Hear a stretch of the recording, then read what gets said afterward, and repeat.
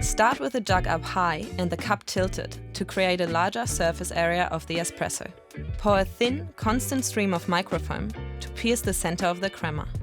As the cup starts to fill, tilt the cup more upright so as not to spill.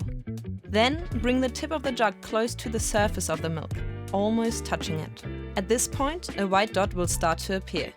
Pause, then pour again, very close to the surface.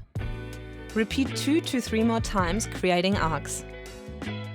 Then pour through the arcs, lifting the jug to finish. And that is how you create a tulip. Now for the Rosetta.